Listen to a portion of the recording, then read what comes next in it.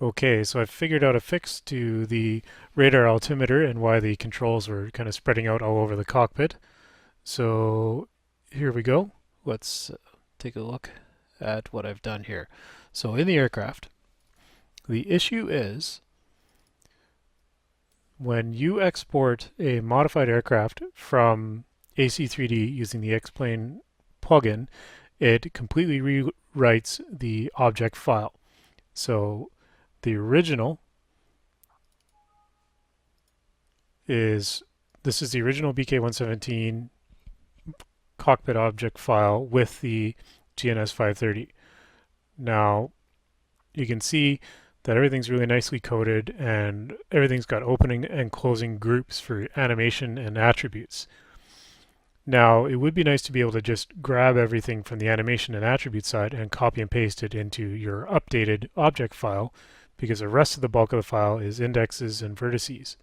But unfortunately, these animations use new vertice locations, and if they don't match, XPlane will crash. So you can't do that. So the next best thing that you can do is I went into,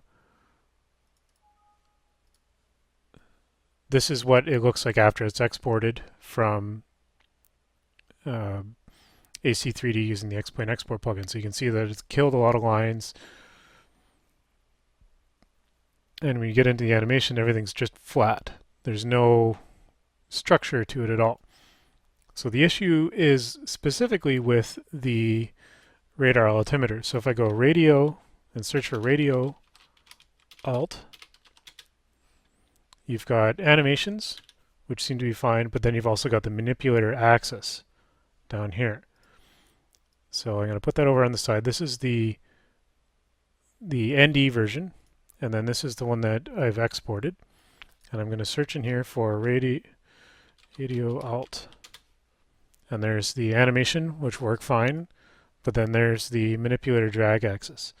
And if you look at this group, so you go from the engine throttle control levers, and that animation ends, and I'm just going to create a line here so you can see, and that's the artificial stabilizer. So this group right here is where the main part of the problem is, because there's no opening and closing for the attributes. So if I go over to the beginning of this group here, and you can see you've got this group name, manipulator rad alt, group manipulator OBS nav2, all the way up to the engine 2. So engine 2, and then it's done. But what's missing here is the after animen attribute draw disable. So you've got animen and then attribute reset. So what we're going to do is close the manipulator axis and the attribute draw, disable, and enable. So we grab attribute manipulate none, draw enable, and draw disable. So we'll copy that, and we're going to close that to close each one of these manipulators. So heading bug, ratio, close it. HSI source select. So after each attribute, we are closing the manipulator function. And I have one that works that I've tested it. I'm just going to compare it against to make sure I did that right for your instructions here. And you can see here, so we've got animation end,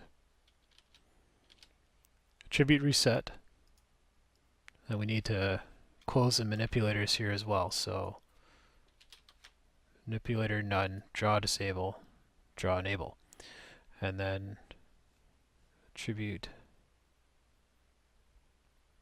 radio altimeter minimum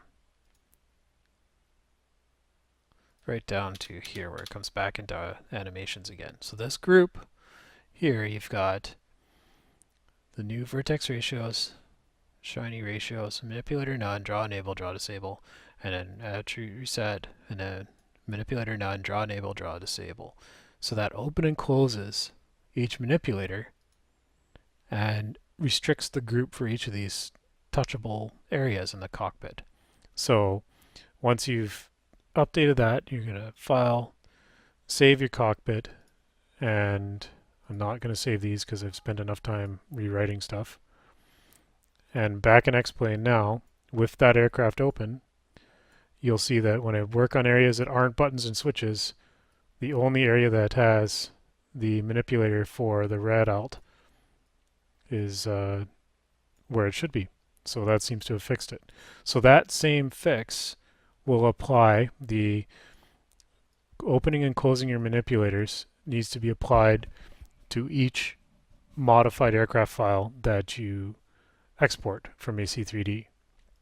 There's probably a much easier and simpler way to do this, but this is the way I found to fix based on the process I've described already. So yeah, good luck and enjoy. Thank you again.